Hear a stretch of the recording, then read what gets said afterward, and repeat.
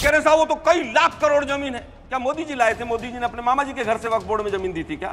अरे भाई किसकी जमीन है वो? वक्फ बोर्ड की जमीन है। रुक तेरे को बताते तेरी माँ की। ये जब विजयपुरा में किसानों की जमीन वक्फ के नाम कर रहे थे तो वो क्या सोनिया गांधी इटली से बांध कर लाई थी क्या जमीन? कि 1500 साल पुराना शिव मंदिर जब घोषित कर दिया वक्फ की जमीन तमिलनाडु में तो सोनिया गांधी के गांव से आया था क्या वो मंदिर? उन्होंने कहा कि मुस्लिम के लिए कर दिया। कर्नाटका में 4% मुस्लिम कॉन्ट्रैक्टर को दे दिया आपने रिजर्वेशन। आपको हिंदू की याद नहीं आई क्या? हिंदू आतंकवाद कहते हैं मुसलमानों को पहला अधिकार देंगे संसाधनों पर। आपको हिंदू की याद नहीं आई क्या? चुप रहिए आलोक शर्मा जी, बस हो गया। आपको इतना भी लिहाज नहीं है कि दूसरे पैनलिस्ट को बोलोगे? ये तो भागना हो गया, ये तो भागना हो गया। चलो जवाब नहीं है बस हवा निकल गई। अब जिस तरह से मन करे उस तरह से देख लेना। कल पार्लियामेंट जिस तरह से मन करे उस तरह से देख लेना और जहां मन करे वहां देख लेना। मैं आपसे कह रही हूँ प्लीज फिजिकली अग्रेसिव मत होइए, बैठ जाइए। मैं हम लोगों को नहीं लगता कि आलोक शर्मा निजी रूप से क्या करते हैं और डिबेट में आकर क्यों टारगेट करते हैं। इस पर देश का कोई भी इंटरेस्ट है कि अपना देश टाइम बर्बाद करना चाहता है। ये कांग्रेस पार्टी को सोचना चाहिए कि जब जब टीवी पर आते हैं तो उनके वोट कितने घट आते हैं। आलोक शर्मा जी का तो शब्द होता है लगातार कि मामा जी के घर से लाए थे, दादाजी के घर से लाए थे, फलना के घर से लाए थे। ये कांग्रेस पार्टी किसके घर से आई थी और किसके लिए जमीन लेकर आई थी? एक ऐसा दौर है आलोक शर्मा जी, बुद्धि फिर गई है कांग्रेस की। देश कहता कुछ और है, कांग्रेस समझता कुछ और।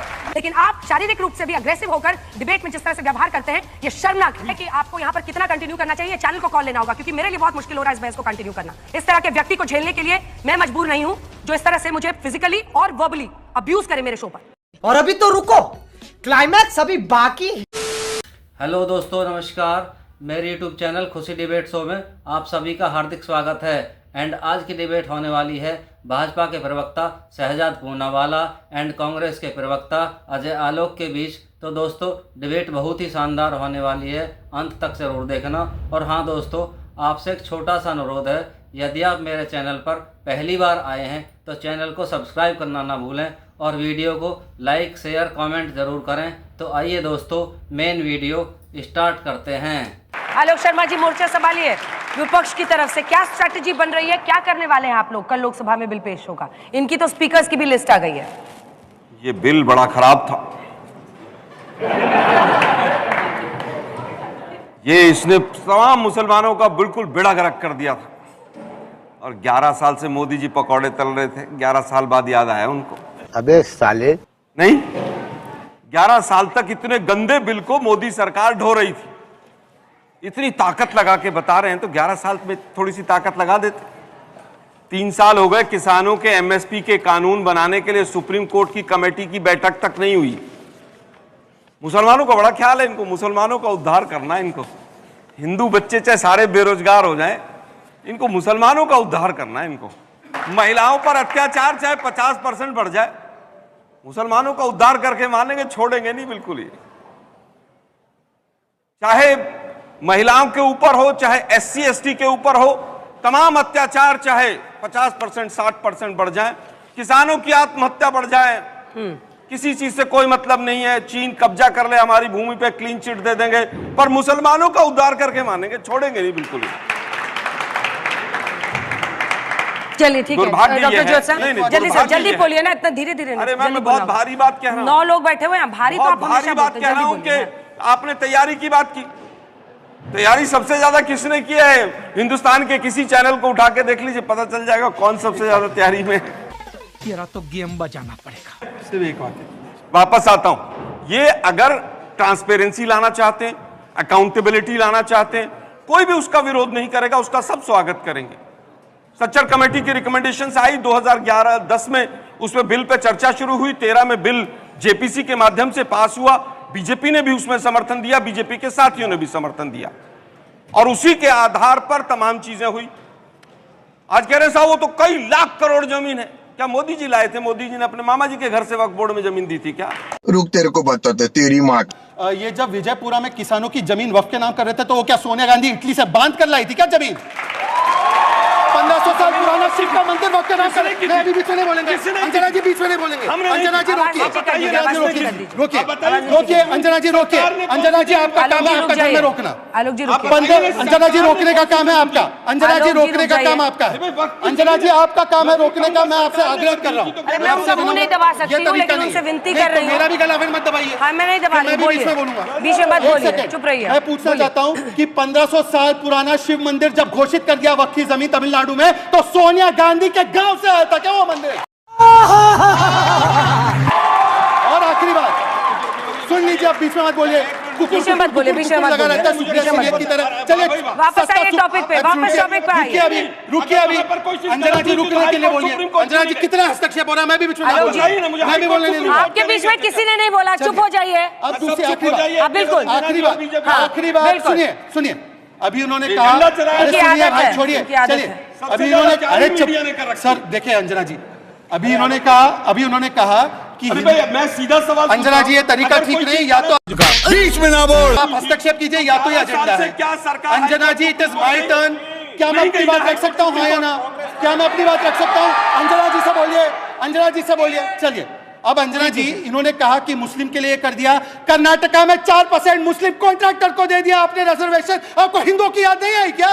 एएमयू में आपने SC का ओबीसी का आरक्षण का हिंदुओं की याद नहीं आई क्या? हिंदू आतंकवाद कहते हैं और मुसलमानों को पहला अधिकार देंगे संसाधनों पर, आपको हिंदू की याद नहीं आई क्या? चुप रहिए आलोक शर्मा जी, बस हो गया आपका। और सुन लीजिए अंजना जी, प्लीज बीच में हर वाक्य में मुसलमानों को अंजना जी हर वाक्य में डिस्टर्ब किया जा रहा है, हर वाक्य में डिस्टर्ब किया जा रहा है। बताइए, मैं इनकी पोल आपकी खुलेगी, अंजना जी पोल आपकी खुलेगी। बोलिए, आपकी आवाज जा रही है, जल्दी से 2 लाइन में और आखिरी बात, आपके चीखने से कुछ नहीं होगा मिस्टर आलोक शर्मा। चलिए और आखिरी बात सुनिए, कांग्रेस का तो अजीबोगरीब सिस्टम है।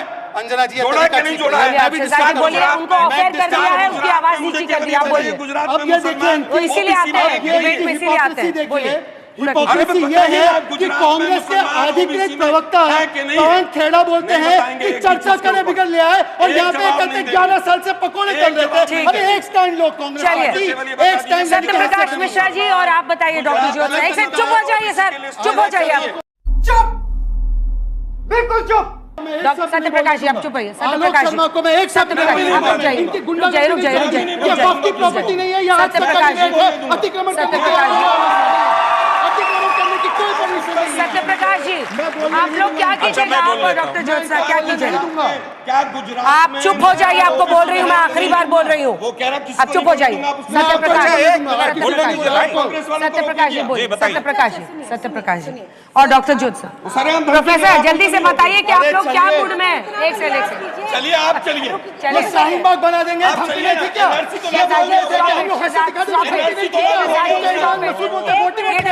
मुश्किल है, मैं यहाँ से चली जाती हूँ, प्लीज रिमूव दिस मैन। इनको बोलिए, आपको इतना भी लिहाज नहीं है कि दूसरे पैनलिस्ट को बोलोगे आप? कर लीजिए, ये तो भागना हो गया, ये तो भागना हो गया। भाग के चले, जवाब नहीं है। बस हवा निकल गई। कुछ बैठिए, बैठिए, मुझे आपसे सवाल करना है।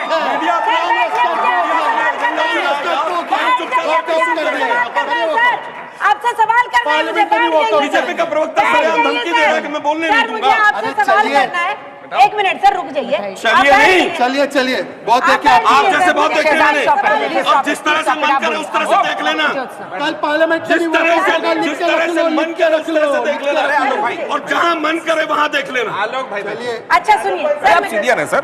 पहले तो आप कमलनाथ से अपना सुलझा लीजिए। सुलझा रखा है मैंने, कमलनाथ से पहले सुलझा लीजिए। क्या अच्छा मैं आलोक शर्मा, मेरा मुंह मत लगो, मैं आपको सम्मान दे रहा था, आपने अपनी बात रखी, मेरे बीच में आप लगातार बोल, और मैं आपसे डरने वाला नहीं हूँ। आप जैसे लोगों को बहुत देखा है।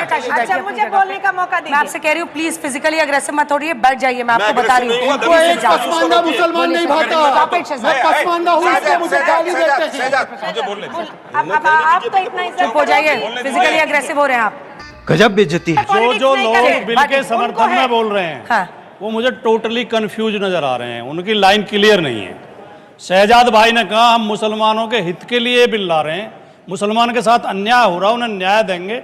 फिर शहजाद भाई साथ के साथ ऑब्जेक्शन कर रहे हैं, कर्नाटक में 4% आरक्षण क्यों दे दिया मुसलमान? क्योंकि वो संविधानिक नहीं है, क्योंकि वो संविधानिक नहीं है। बीच में नहीं, देखो बीच में नहीं, सबके बीच में मत बोले करो। मैंने नहीं बोला, शहजाद भाई कह रहे हैं कि मोदी जी से बड़ा हितैषी कोई मुसलमान का है ही नहीं।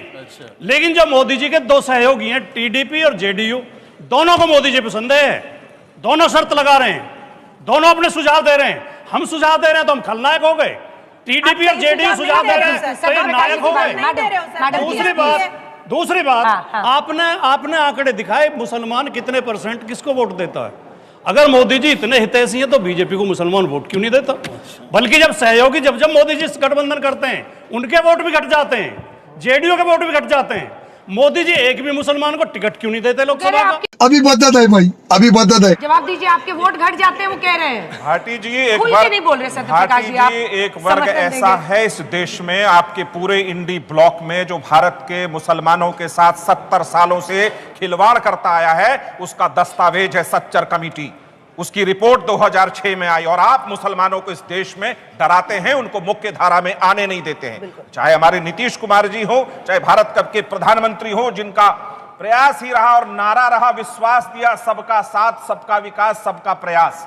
तो आप इसमें ताक झांक करते, ये बात समझ में आती है। रही बात की हमारे सुझाव की और टीडीपी के सुझाव की, हमारा सुझाव सकारात्मक होता है, आपका सुझाव नकारात्मक होता है। आपका सुझाव यदि मानते रहे तो आप तो कल कहते मोदी जी आप इस्तीफा ही दे दो। पंडित जी को पत्थ और को कुपत्थ।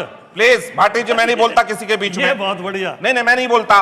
तो आप ऐसा सुझाव देते कि मोदी जी आप सत्ता छोड़ दीजिए, हम लोग चला लेंगे। वास्तविकता यह है कि जो वक्फ बोर्ड जिस महान मकसद के साथ 54 में बना, 55 में संशोधन हुआ, 2013 में हुआ, समाजवादी पार्टी और लालू प्रसाद जी की पार्टी राजद के कान पे जू नहीं रहेंगी कि 2013 में किस छिपे रास्ते से क्या दे रहे थे।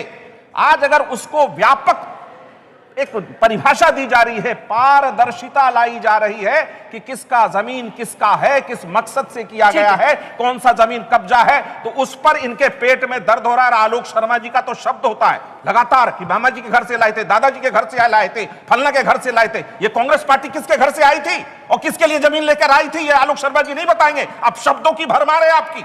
मैं बिल्कुल आज आपका इस बात पर विरोध करूंगा कि आपके कम से कम लगातार डिबेट देखता हूं, हर अपशब्द हर एंकर को टारगेट करते रहते हैं। क्यों? क्योंकि एक ऐसा दौर है आलोक शर्मा जी, बुद्धि फिर गई है कांग्रेस की। देश कहता कुछ और है, कांग्रेस समझता कुछ और।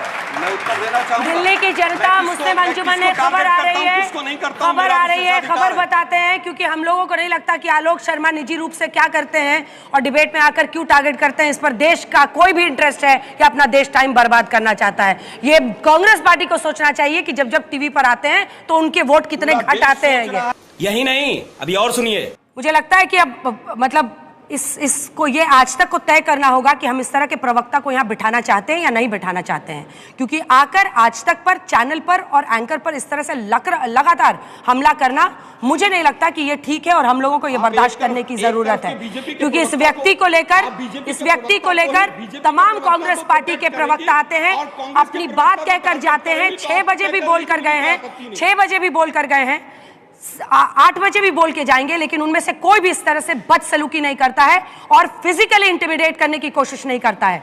लेकिन आप शारीरिक रूप से भी अग्रेसिव होकर डिबेट में जिस तरह से व्यवहार करते हैं, ये शर्मनाक है और मैं इसको पूरी तरह से पोस्ट करती हूँ। हर किसी के बारे में आपने बोला। अब आप देखिए, सवाल यह है कि आपको यहाँ पर कितना कंटिन्यू करना चाहिए, चैनल को कॉल लेना होगा, क्योंकि मेरे लिए बहुत मुश्किल हो रहा है इस बहस को कंटिन्यू करना। I am really sorry. इस तरह के व्यक्ति को झेलने के लिए मैं मजबूर नहीं हूं, जो इस तरह से मुझे फिजिकली और वर्बली अब्यूज करे मेरे शो पर। साले का खोपड़ी तोड़। आई एम एब्सोल्युटली आपने क्या है। सत्यप्रकाश मिश्रा ने आकर आपको रोका है। आप चलिए, हटिए। सत्यप्रकाश मिश्रा ने आपको आकर रोका है। आपने नहीं रोका, लेकिन बीजेपी के प्रवक्ता शिकायत अपनी जगह होती है। बुद्धिजीवी हैं, आपको इस बात को समझना चाहिए कि शो चल रहा है, डिबेट चल रहा है, आप अपने पक्ष को रखने के लिए स्वतंत्र है। ये क्या है, मोदी जी का मामा? ये क्या है? अरे भाई, जमीन तरीका नहीं है। मोदी जी देश के प्रधानमंत्री है, देश का जमीन है। आप बार-बार इस चीज को क्यों बोलते हैं? मोदी जी का मामा, मोदी जी का मामा, फिर आपको सुनना पड़ेगा। इस तरह से मीडिया का एक एजेंडा चल रहा है, मीडिया का स्तर बहुत नीचे हो रहा है। वक्फ बोर्ड की जमीन है, वकाफी ने बात किया। आप ये क्यों बोले थे बार-बार कि मोदी जी के मामा? साला ये दुख का खत्म नहीं होता बे।